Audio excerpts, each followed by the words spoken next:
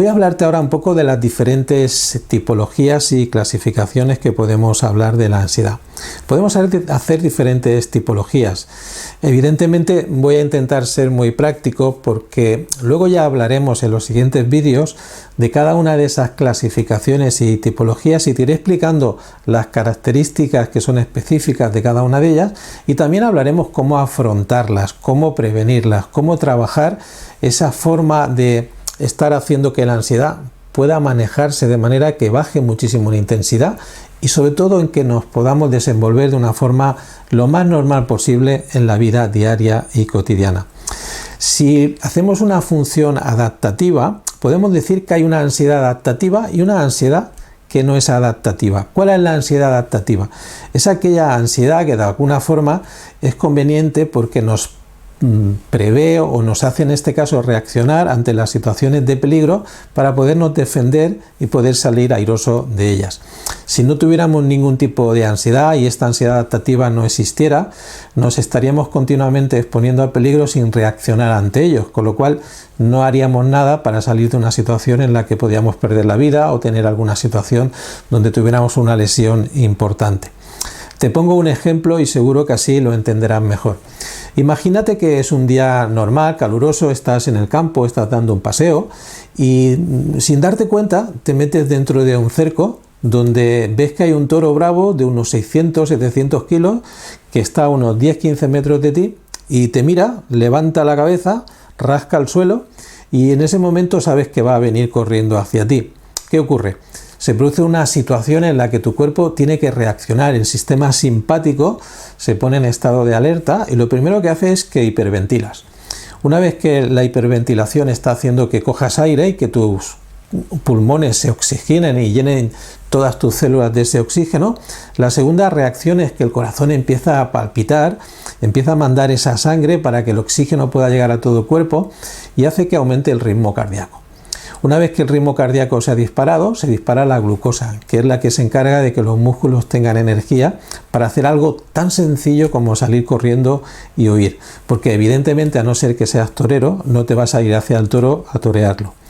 La siguiente reacción es que se segrega, en este caso, pues las hormonas que están asociadas a la adrenalina para que puedas accionar esa fuerza, esa energía, esa prontitud de respuesta para que puedas escapar lo antes posible.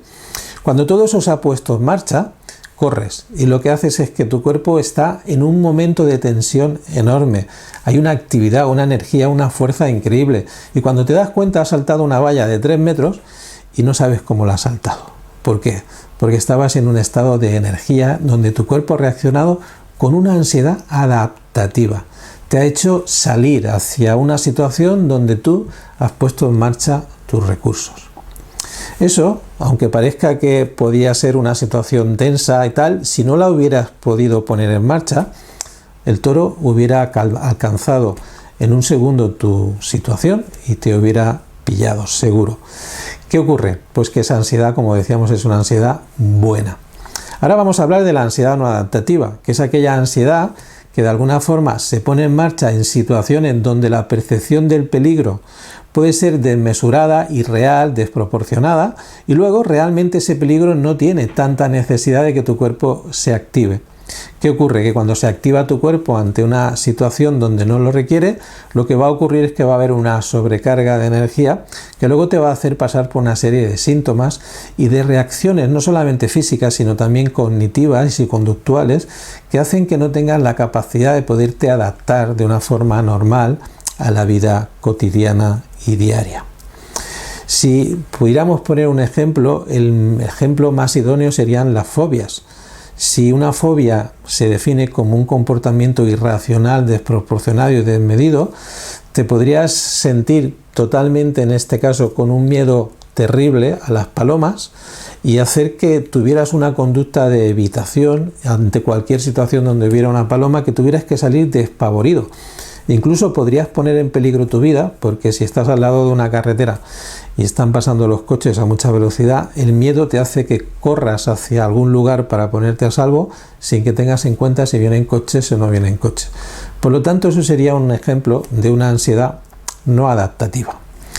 Si tuviéramos que hacer también algún tipo de tipología a nivel de lo que podía ser la situación, podríamos decir que la ubicación, en este caso, de la ansiedad, dependiendo de si es algo situacional o si es algo que tiene que ver con nuestra capacidad, con nuestra percepción de nosotros como seres que podemos actuar ante un peligro, podríamos decir que son en ese tipo de ubicación la ansiedad situacional, que sería la que estaría en este caso causada por un animal, por una situación en la que tuviéramos miedo a que pudiera pasarnos algo, como por ejemplo sería miedo a las inyecciones, miedo a subir un ascensor, miedo a estar en una cueva, miedo a estar en un sitio abierto como la agorafobia, el miedo a la vergüenza, el miedo a estar en ese momento haciendo algo que incomode a los demás. Esa sería una ansiedad situacional. Sería de alguna forma algo que nos puede hacer sentir en una situación concreta con un miedo, con un pánico a no poder en ese momento escapar, salir de esa situación. Luego podríamos hablar de lo que decimos que es la parte interna, ¿no?, de la ansiedad, que sería la ansiedad del ego en respecto a ese tipo de ubicación. Se define como una tensión que se origina dentro de la persona cuando piensa que su valor como persona en ese momento está en entredicho. Cuando en este caso cree que es horrible y catastrófico cuando otras personas la rechazan o cuando no puede dar ese estandarte de perfeccionismo de hacer las cosas bien. Cuando la persona se cuestiona a sí misma, se ve débil, se ve inferior, se ve incapaz de poder hacer ese tipo de cosas, y es cuando realmente la persona en ese momento está en ese estado, como antes os decía, de que se queda pues normalmente con una sensación de imposibilidad, de miedo, de estar o bloqueado, o bien en ese momento tiene una sensación de querer escapar de la situación, de evitar el peligro porque no se ve capaz de afrontarlo. Evidentemente, si en una situación de ansiedad se dan las dos, en este caso la situacional y la del ego, pues tenemos un problema añadido, y es que va a ser más difícil manejarla. En el caso de que se den las dos, yo creo que es mucho más en este caso adecuado trabajar primero la ansiedad situacional, porque cuando la persona rebaja lo que puede ser la percepción del peligro en esa situación, cuando descatastrofiza o en ese momento puede ver que ese peligro no es tan real o que puede en ese momento ser algo menos malo, puede también en ese momento aumentar su percepción de éxito, y eso hace que la autoestima esté por encima de lo que puede ser la huida o la evitación. Perdón. Más o menos creo que te vas haciendo a una idea de lo que puede ser en este caso el tipo de ansiedad y los diferentes ámbitos o las diferentes situaciones donde se puede dar. Si además hablamos de cómo podemos calificar la ansiedad en función de nuestro entorno, en función de cómo afecta en nuestro contexto, en el día a día, en las diferentes situaciones que vivimos, podemos decir que podríamos hacer una clasificación donde podemos hablar del trastorno de ansiedad generalizada, donde es el más común y donde normalmente la persona en ese momento que tiene ansiedad está desbordada por las preocupaciones.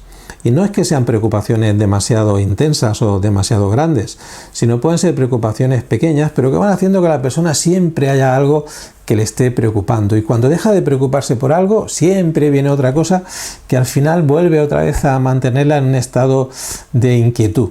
Para que podamos hablar de que la ansiedad generalizada sea una situación donde sea un trastorno, tenemos que indicar que también esa sensación de malestar haga que perturbe su día a día, que incomode su día a día, que no le permita hacer una vida normal.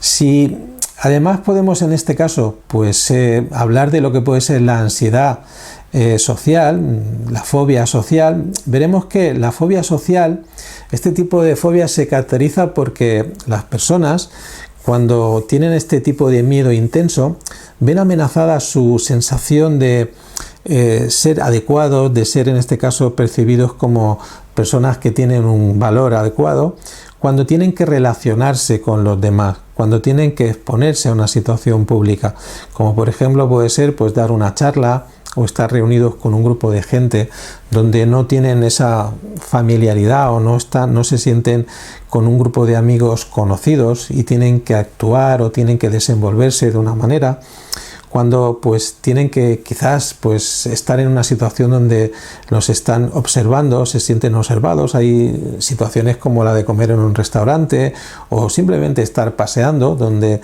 hay gente que tiene ese miedo, esa sensación de que los estén juzgando de forma negativa. También podríamos hablar de las fobias. Las fobias se caracterizan por un miedo irracional, desproporcionado ante una situación donde es muy difícil evitar el exponerse a ella, donde sobre todo prima la sensación de escaparse. Antes ya te he comentado de alguna forma algún tipo de fobias, pero hay fobias para todo. No podrías llegar ni a imaginarte la cantidad de nombres que se acaban poniendo a todo tipo de fobias. Hay fobia a la altura, fobia a los animales, fobia a las inyecciones, fobia a las personas, fobia a cualquier cosa que te puedas imaginar. Pero no voy a hablarte de todos estos trastornos de forma muy concienzuda y específica, porque lo vamos a ir haciendo a medida que vayamos haciendo vídeos. Yo creo que en este vídeo ya hemos hecho un pequeño resumen de lo que queremos tratar, y en los siguientes vídeos iremos viendo todos estos trastornos de forma mucho más concienzuda y iremos viendo cómo hacer algunas cosas para poderlos manejar y tratar. Nos vemos en el próximo vídeo y espero como siempre que me dejes tus comentarios. Hasta pronto y muchas gracias.